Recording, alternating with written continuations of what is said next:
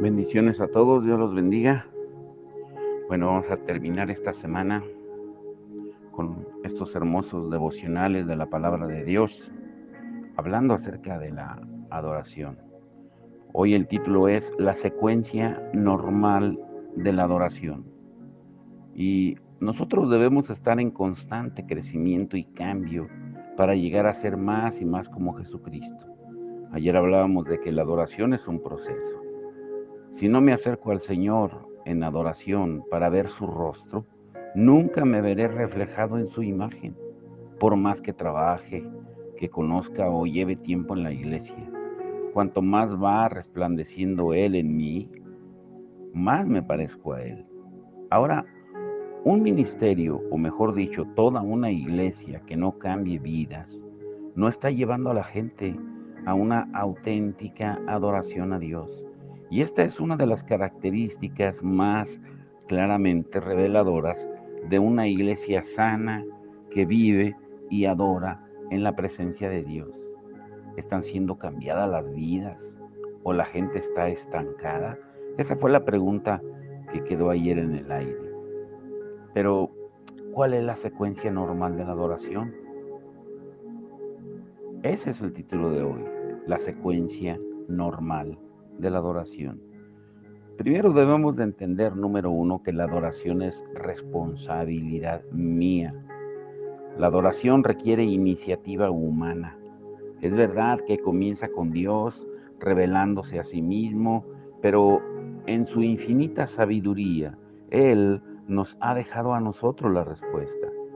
Algunos pueden argumentar que ya que la Biblia habla de la adoración con mayor frecuencia en imperativo como una obligación a cumplir, no afecta a la iniciativa humana. Sin embargo, debemos decidir asumir la responsabilidad y responder en consecuencia al amor de Dios, como dice Deuteronomio 6:5. O sea, tengo que buscar al Señor cada día, organizar mi horario, establecer hábitos apropiados, cualquier cosa que haga falta, porque debo asumir la responsabilidad de adorar a Dios diariamente. Los cultos de la iglesia, la música, predicación, oración, todo lo que podamos hacer son medios para motivarnos a estar con el Señor. Lo esencial es que cada uno de nosotros somos responsables de nuestra propia adoración y de ese modo, en sentido colectivo, de la adoración de la iglesia. Esto significa que si la adoración en un determinado culto no me motiva, pues debo primero cambiarme a mí mismo antes de intentar cambiar a la iglesia. Número dos, la adoración es participativa. La adoración bíblica exige la total participación de todas mis facultades físicas, emocionales, mentales y espirituales. No basta con utilizar solo mi mente, mi corazón y mi alma, y por supuesto mi cuerpo, que debe estar involucrado. ¿Qué, qué amante exitoso le ofrece a su pareja únicamente su capacidad intelectual? Escucha bien la pregunta. ¿Qué esposo o esposa le ofrece a su pareja únicamente su capacidad intelectual? Lean Mateo 22, 37 al 40. Cuando a Jesús se le preguntó cuál era el principal y más grande mandamiento, Él involucró todo nuestro ser. O sea, debo participar con todo lo que soy cuando adoro a Dios, no solo involucrar una parte de mí mismo. Para algunos esto puede suponer un mayor compromiso en los aspectos mentales de la adoración. Para otros, poner todo su corazón delante del Señor y entusiasmarse con Él. Para muchos otros, su compromiso debe llegar a la parte más emocional y física, tal como levantar las manos o arrodillarse. O sea, debo participar con todo lo que soy cuando adoro a Dios, no solo involucrar una parte de mí mismo. La participación de las personas en la adoración es una prioridad mayor que el programa de adoración. El estándar para medir si estamos alabando a Dios debe ser el grado en que la gente toma parte activa. no la calidad del culto en sí mismo, tal como lo bien que el coro cante o cuán profundo sea el sermón semanal. Las expresiones físicas de nuestra adoración privada deberían formar parte de la expresión corporal y cultural. Número 3, la adoración es tanto celebración como meditación. La Biblia dice que cuando nuestros corazones están quebrantados por el pecado y tenemos necesidad de confesarlo ante la santidad de Dios, deberíamos postrarnos humildemente en reverencia. Sin embargo, no debemos permanecer en esa postura, porque el Rey de Reyes extiende su mano, nos perdona y, en palabras de David, devuelve el gozo de su salvación. La adoración es celebración, explosión desbordante, desinhibida, de puro gozo en la revelación de Jesucristo y su gran obra en y a través de nosotros. El corazón salvado por Cristo y por lo tanto lleno de alegría, tiene que gritar, danzar, cantar y alabar con un volumen fuerte y llamativo, como dice el Salmo 150. Y de este modo, no tenemos derecho a dividirnos en bandos separados, arrojándonos piedras unos a otros, ya por ser demasiado solemnes y fríos o, o por otro lado demasiado emotivos e incontrolados. La adoración bíblica consiste en ambas y aún mucho más que eso. Lean el Salmo 63. En este salmo David adora a Dios a través de la alabanza y meditación. La adoración es celebración. Mi adoración personal debe pasar por tiempos también de llanto, tiempos de gozo, de confesión y alabanza, de seriedad y de baile desbordante. La adoración colectiva debe admitir todos los extremos de expresión y todo lo intermedio. Debe haber tiempo para estar en silencio y tiempo para la alabanza desbordante. Los platillos y batería necesitan estar altos y ruidosos a veces, y otras veces, sin embargo, en total silencio. Ahora, número 4, la adoración también es vocal. Existe un aspecto tranquilo, silencioso y privado en la adoración. Jesús nos dice que oremos en nuestra habitación en casa, no sea que nuestras oraciones se llenen del orgullo de los fariseos. Él mismo huía al desierto para pasar tiempos de adoración privada. Si la adoración supone silencio cuando escuchamos a Dios y estamos en íntima comunión con Él, claro que sí. Sin embargo, después del silencio o tras el silencio, existe siempre una expresión vocal hacia el exterior que revela la intimidad de lo privado. David buscó adorar a Dios en momentos silenciosos, pero siempre terminó tales reflexiones con su deseo manifiesto de proclamar en alto las intimidades recién entendidas de su relación con Dios. La adoración que no tiene expresión pública no es adoración bíblica. Escúchalo bien.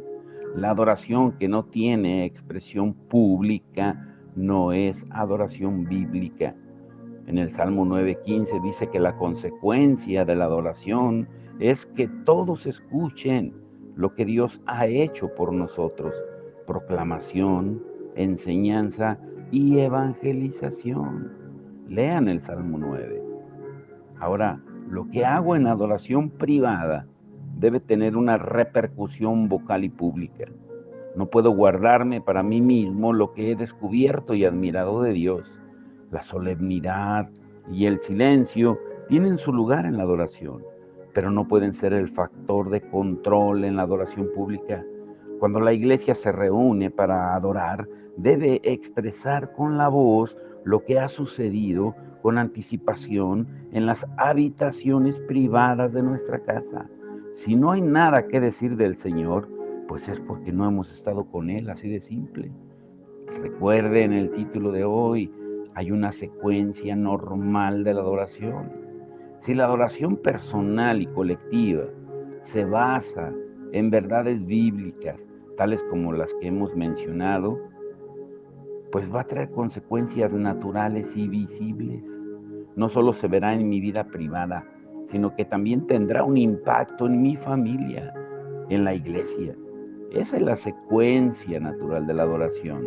Intimidad privada, familia e iglesia. Otra vez, intimidad privada, familia e iglesia. Cualquier filosofía bíblica debe tomar esto en consideración. El Salmo 111 es una secuencia normal. Si leemos Deuteronomio 5 y 6, uno no puede sino darse cuenta de cómo Dios se entremezcla en los distintos contextos sociales donde llevamos a cabo nuestras vidas diarias y nos enseña la necesidad de mantener un amor por Él activo, vibrante y creciente. Aunque la adoración comienza en el terreno personal, no puede terminar en la intimidad de nuestro aposento. La auténtica adoración se extiende hasta tocar a los miembros de nuestra familia e impacta a todo el cuerpo de Cristo. El Salmo 111 es solo un ejemplo de tal secuencia de adoración. El salmista comienza en el verso 1 llamando a la compañía de los rectos para alabar juntos a Dios. Pero no es simplemente el anuncio de un culto semanal, porque en los versículos siguientes explica cómo primero Dios le ha tocado personalmente. Dice en el verso 2 y 3 que ha estudiado las obras de Dios, que ha recordado su compasión y gracia en el verso 4 y 5, que ha reconocido su poder en el verso 6, que ha meditado en la verdad y justicia divinas, versos 7 y 8, y ha admitido la magnificencia de Dios, enviando redención en el verso 9. Y todo esto constituye la base para que todos alaben al Señor en el verso 10.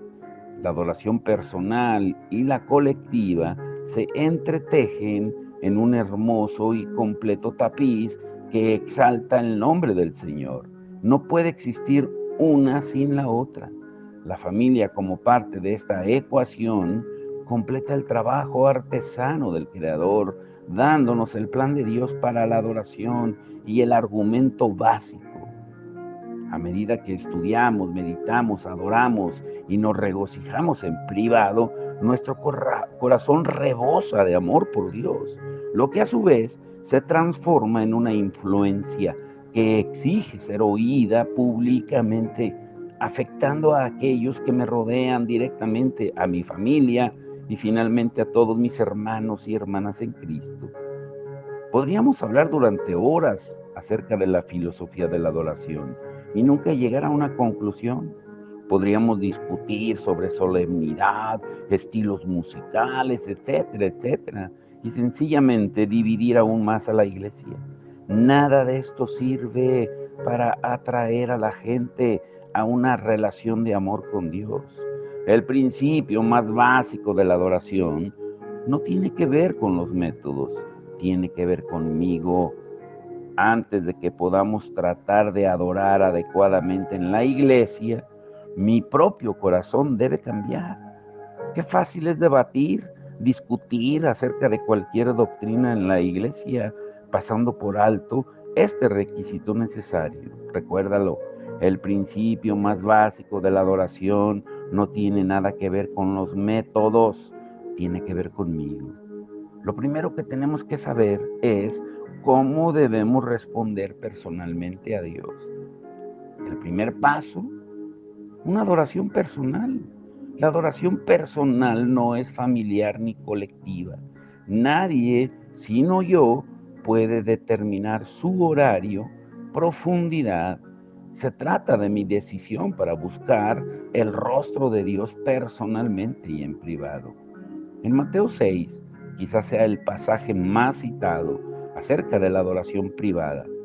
Dentro del contexto del Sermón del Monte, Jesús describe la oración del hombre justo en comparación con las demostraciones públicas de los fariseos. Ellos usaban las palabras correctas y la gente les podía felicitar por su piedad. Y Jesús dijo: vuestra justicia ha de superar a la de los fariseos. Es decir, existe una justicia que procede de Dios y se muestra a través de las acciones de nuestro corazón, que van más allá de las solo o sea, ya está, me trabé, que va más allá solamente de exteriorizar la parte humana, o sea, creer o sentirnos muy espirituales. Por eso este estudio del Evangelio explica el principio en 3 actos de adoración en Mateo 6. Y Jesús comienza enseñándoles a dar, a orar y a ayunar. Y en cada caso, la prueba de una motivación pura se halla en que sean realizados en lo secreto del corazón, no como una demostración ante los demás de lo espirituales que somos. Cuando ves, dice, no sepa tu mano izquierda lo que hace tu derecha. Cuando ores, entra en tu aposento, y cuando hayas cerrado la puerta, ora a tu Padre. Cuando ayunes, unge tu cabeza y lava tu rostro, para no hacer ver a los hombres que ayunas. Cuando se habla de adoración bíblica, debemos reconocer que debe haber un tiempo con Dios privado, personal, diferente y anterior a cuando estamos con otros, cuando es corporal. Ambos son distintos, pero están relacionados. Y como ya hemos visto, la adoración personal siempre conduce a una demostración pública. En los Salmos, David describe a menudo su relación personal con Dios, sus momentos privados de adoración, de confesión, de acción de gracias y aprendizaje. Estos momentos íntimos en el aposento son seguidos siempre por su proclamación de un deseo de alabar a Dios en público. Y con frecuencia los salmos terminan con un compromiso de alabar a Dios en presencia del pueblo.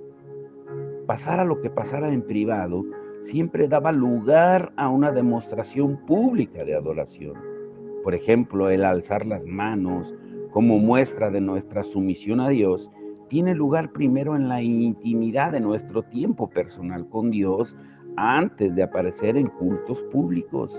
Dar palmas como expresión de gozo y agradecimiento debe ser el resultado de un corazón lleno de alabanza. Y de esta manera, el tiempo privado y personal con Dios es diferente, pero tiene una firme relación con los cultos colectivos. Yo soy consciente de que las tendencias actuales ponen todo el énfasis en recuperar la adoración bíblica en la iglesia, y no hay duda de que es una corrección necesaria. Sin embargo, el problema de las iglesias hoy no es cómo adoran, no, el problema no está en el método ni en el estilo, no está en las características denominacionales ni en el gobierno de la iglesia. El problema está en los mismos adoradores y en lo que están o no están haciendo en sus hogares, en lo privado. Si los creyentes aparecieran en la iglesia habiendo adorado a Dios en su casa, no habría necesidad de todos los trucos de la metodología moderna que intentan persuadir a la gente a concentrarse en Dios en lugar de en sí mismos. Si la adoración privada tuviera lugar, la iglesia de hoy podría tirar a la basura la mayoría de los libros sobre adoración, porque la gente estaría tan enamorada del Padre que no necesitaría más motivaciones. Los grandes avivamientos que se han propagado por todo el mundo lo han hecho a consecuencia de hombres y mujeres que han encontrado, que han hallado a Dios en la intimidad de sus propias devociones personales. La iglesia jamás ha experimentado un avivamiento auténtico y duradero como efecto de un cambio que haya empezado con la adoración pública. Con mucha frecuencia hoy en día intentamos imitar la verdadera renovación a través de alabanza musical, promocionando a bombo y platillo reuniones de adoración, libros, canciones elocuentes y seminarios con buena publicidad. Pero escúchalo bien, Dios nunca comenzará un movimiento de su espíritu como resultado de alguna casa de publicaciones o compañía de grabaciones que decida empezar algo grande e importante. El avivamiento empieza en privado, la adoración empieza en casa, no en la iglesia. Escúchalo, la adoración empieza en casa, no en la iglesia. Pero también debes saber esto, como acabamos de mencionarlo al principio. La adoración comienza conmigo. Si no hubiera sido por Adán, todos podríamos gozar de adorar a Dios, cara a cara todos los días de nuestra vida en la tierra. Bueno, esta afirmación tal vez es un poco tonta. Obviamente, como consecuencia de las acciones de Adán, el pecado entró en el mundo. Cuando la barrera entre Dios y el hombre, que posteriormente requeriría el sacrificio de Jesucristo para vencerla, y entiendo que hasta que le veamos cara a cara en el cielo, es imposible que gocemos del deseo original de Dios para el hombre en el jardín del Edén. Pero piensa por un momento en lo maravilloso que era realmente el Edén. Y mejor todavía, si volvemos atrás y leemos Génesis 1:26 hasta el 2:25 y tomamos nota de lo mucho que Dios gozaba creando un lugar perfecto para Adán y Eva, lo bien que lo pasó Dios. Dios era como un niño creando la perfecta obra maestra de arte. Él creó de verdad todo y lo maravilloso que dice ahí en Génesis. Seguramente un grupo de artistas de 6 años estarían mejor cualificados para describir el proceso con los vivos colores de una caja de pinturas y sus ilimitadas imaginaciones. O sea, como niños creando todo era nuevo, no había restricciones, creó animales y plantas, colocó el más perfecto sistema de aspersión jamás instalado en el planeta Tierra, porque no llovía, sino que ascendía un rocío, añadió toda fruta jugosa y dulce, imaginable, piénsalo, plátanos que nunca se mayugan, manzanas sin gusanos, rosas, uvas. Instaló un control climático con un termostato que jamás fallara. Tenía que ser perfecto para que ellos anduvieran desnudos de un lado para otro sin tener demasiado frío ni calor. Y se aseguró de que sus mascotas se comportaran bien siempre, sin que tuvieran que ir detrás de ellas limpiándolo todo. Y después mira lo que hizo para el hombre y la mujer. Estamos hablando de cuerpos perfectos, personalidades sin mancha y una gran descripción laboral. Y lo hizo todo justamente para Adán y Eva. Quería que tuvieran lo mejor. Pero después de crear este perfecto hogar, añadió el contexto absolutamente más perfecto para la adoración. Un paseo diario con el mismo Dios. Dice la palabra que se paseaba con ellos al atardecer. Ellos podían disfrutar de cualquier conversación informal, risas, descubrimientos, aprendizaje. Solo imagina la alegría en el corazón del Creador, viendo cómo se agrandaban los ojos de Adán al contemplar su primera fila de hormigas transportando semillas del triple de su peso, o la expresión de placer de Eva al descubrir una nueva fragancia en las flores. Era un padre disfrutando con sus hijos del placer e intimidad de la inocencia. Adán y Eva también estaban enamorados de su creador. Génesis 1 y 2, alguien dijo que son los dos capítulos más perfectos de la Biblia, describen la perfecta adoración al creador por parte de toda su creación. Desafortunadamente, esa misma escena no se volverá a repetir hasta el final de los tiempos. Pero en aquel momento de la historia, la humanidad experimentó la auténtica, bíblica y perfecta adoración a Dios. Estaban con Dios cara a cara, gozando de la intimidad deseada entre padre e hijo. Pero, ¿por qué tenía que ocurrir el capítulo 3 de Génesis? En un terrible momento, Eva y Adán pusieron sus propios deseos por delante de los de Dios y perdieron su inocencia y la intimidad de la adoración perfecta. Y cierto que su egoísmo fue resultado del engaño de Satanás, pero así es la vida. El diablo sabe que no puede sustituir verdaderamente al Dios de toda creación, pero sí puede tentarnos para que nos miremos a nosotros mismos, a nuestras necesidades y nuestros deseos, en lugar de concentrarnos en el Señor.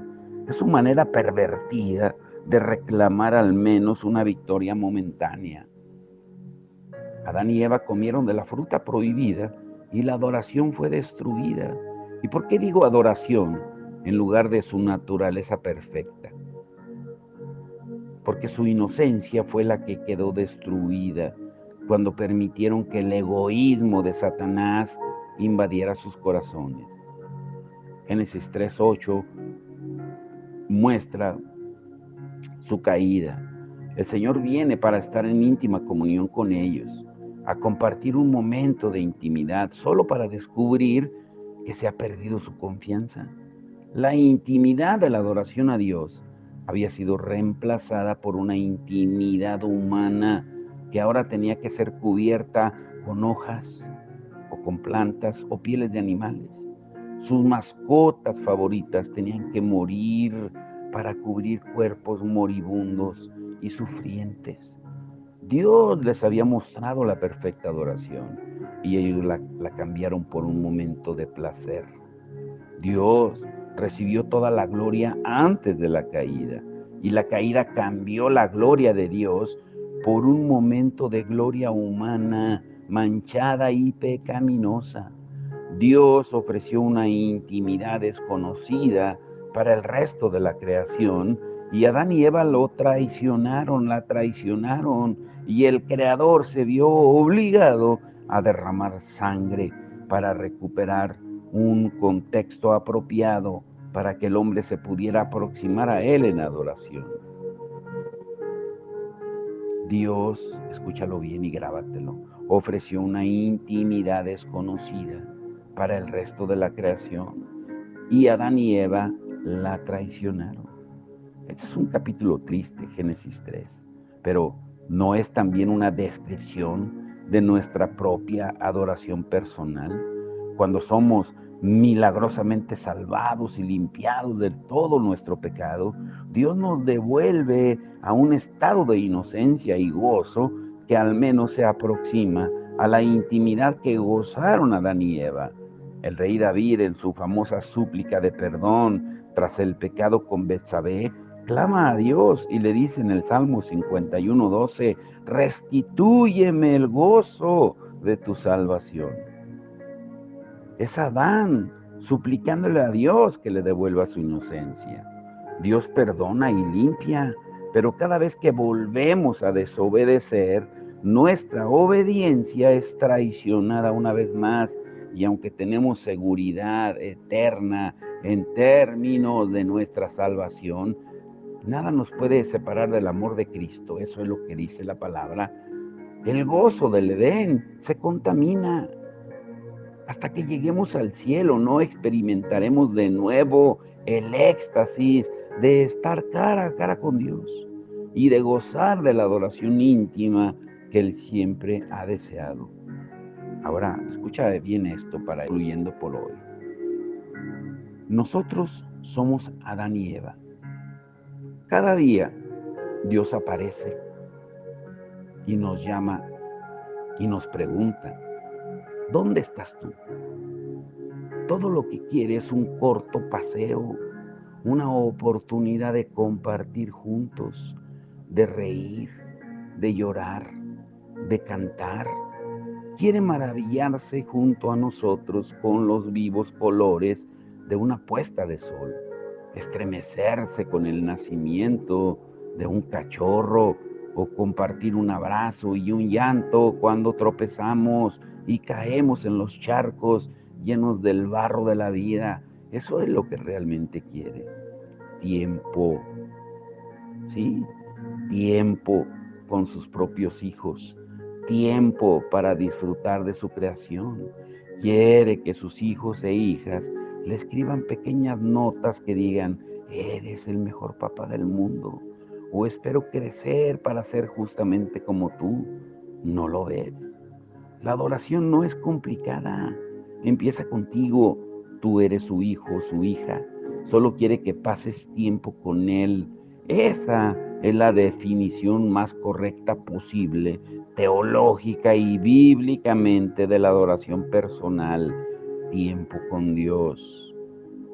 Otra vez. Esa es la definición más correcta posible, teológica y bíblicamente, de la adoración personal. Tiempo con Dios. Tú eres el hijo o hija de Dios. Aquí no existe posibilidad de divorcio. Si hay alguna separación es temporal y como consecuencia de que te estás alejando tú y no Dios. Él sigue exactamente donde le dejaste. De hecho, pasajes tales como Génesis 3:9, donde Dios pregunta, ¿dónde estás tú?, no lo confirman. O en la historia del hijo pródigo, cuyo padre se mantuvo esperando el regreso del hijo, en Lucas 15:11 al 32. O Juan 4:23, que dice que Dios busca a verdaderos adoradores. Estos pasajes nos dicen que Dios toma parte activa en ir en busca de sus hijos para traerlos de vuelta a casa, donde pueda disfrutar con ellos. Tú eres el hijo o hija de Dios y aquí no existe posibilidad de divorcio. Tú eres la clave para la adoración, ya sea en tu propia vida, familia o iglesia. Renovar la adoración no es una cuestión de cambiar iglesias, estilos de música o liderazgo. La renovación de la adoración comienza contigo y conmigo, aceptando venir a casa y pasando tiempo con nuestro Padre. Pero quédate con esto, para la próxima semana vamos a continuar. ¿Cómo aplico los principios en mi vida personal? Todo creyente en algún punto de su vida debe confesar que su tiempo personal con Dios no es tan bueno como quisiera. Si la renovación de la adoración empieza conmigo, debo entonces dejar a un lado las excusas y descubrir una forma de renovar esa intimidad con Dios que Él tanto desea. Pero la pregunta es, ¿cómo lo hago? Pues eso es lo que veremos la próxima semana. Pero vamos a orar. Y antes de orar, el título del domingo será El propósito del sufrimiento. Y vaya que esta semana algunos nos llovió sobre mojado, literalmente, y también con la lluvia. Escucha muy bien esto. Las últimas semanas o últimos domingos, especialmente, hemos estudiado de cómo somos el resultado de nuestras decisiones y cómo estas decisiones se convierten en consecuencias que requieren que meditemos en ellas y que cambiemos nuestra mente. Cuando nos negamos a cambiar nuestra mente, pues eso nos lleva a vivir una vida de ataduras, las cuales, si no las confrontamos, pueden llevarnos a una opresión del diablo, y el resultado de todo esto es el sufrimiento. Pero aún así, ¿por qué Dios tiene un propósito con nuestro sufrimiento? Te quiero dejar con esto. ¿Por qué es necesario el sufrimiento? Piénsalo y medítalo. El domingo lo descubriremos juntos. Pero por hoy, quédate con esto. Hay una secuencia normal de la adoración que Dios ya la estableció. Nosotros somos los que debemos de comenzar. El Padre sigue buscando adoradores, verdaderos adoradores, que le adoren en espíritu y en verdad. Él no busca lugares, no busca templos, no busca denominaciones, busca personas, busca adoradores, no adoración. Padre, en el nombre de Jesús, te damos toda la gloria y la honra. Gracias por esta semana de tanta enseñanza, Señor. Gracias por ayudarnos, Señor, a salir adelante en medio de las pruebas, de las tribulaciones. Yo te doy gracias especialmente, Señor, por nuestro hijo Elí, por librarlo, Señor, de la muerte literalmente en ese accidente, Señor, y darle salida, darle la solución, Señor, darle la sabiduría tuya para poder tomar las decisiones correctas. Te damos gracias por nuestras hijas también, Señor, porque están contentas en la high school de Cabrillo, Señor, y que seas tú dándoles también sabiduría para poder tomar las decisiones correctas. Te damos gracias por cada hermano, hermana, cada persona que escucha tu palabra, que tú le traes aliento, esperanza, de saber de que tú estás caminando con nosotros aún en medio del desierto y que nos has dado un arma poderosa y es adorarte a ti, porque cuando nos enfocamos en ti, nos olvidamos de nosotros. Y como dice tu palabra, la adoración es un cerco de protección porque tú prometiste habitar en medio de ella, como dice el Salmo 22:3. Y cuando lo tomamos en cuenta y lo hacemos, lo llevamos a cabo, tú pones un cerco de protección. Al igual como dice en el libro de Job, en el capítulo 1, que Job hacía sacrificios de animales por sus hijos, por si hubiesen cometido pecados, Señor. Y tú ponías un cerco de protección. Pero Satanás sabía que destruyendo ese cerco de sacrificios podía atacar a Job, y así lo hizo. Primero le acabó los animales. Y ahora esos animales, dice tu palabra en Hebreos 13:15 al 16, ahora es por medio de labios que confiesan tu nombre, porque tú has cambiado, has sustituido ese sacrificio de animales por alabanza, alabanza que confiesa tu nombre, por palabras, por hablar tu nombre, por glorificar tu nombre, porque la esencia, la naturaleza tuya es hablar, porque todo lo creaste con el poder de tu palabra y tenemos poder de vida y de muerte en nuestras palabras y poder de gracia y de misericordia cuando te adoramos. Que lo entendamos y que lo pongamos por obra y que te adoremos hoy con todo nuestro ser, con todo nuestro corazón, hoy y siempre, en nuestros momentos privados, Señor. Y que el domingo, en los diferentes lugares donde nos congreguemos, que te alabemos, en especial te rogamos por el servicio de Creo en Ti, que tú te glorifiques, que traigas, Señor, a aquellos que están apartados, Señor, y que tú avives el fuego del don de Dios en ellos para que se reúnan y que ya no dejen de congregarse como lo están haciendo por costumbre, como dice tu palabra, porque tú diseñaste una iglesia para que nos reuniéramos, para que estuviéramos juntos en armonía, porque ahí envías tu bendición y vida eterna, como dice el Salmo 133. Hoy te rogamos por todo eso, Señor, y por todas las necesidades que tenemos individualmente cada uno, de diferente índole, Señor, que seas tú respondiendo a cada una de ellas conforme a tu misericordia y a tus riquezas en gloria. Te damos todo el honor y la gloria a ti, Señor, en el nombre de Jesús. Amén y amén.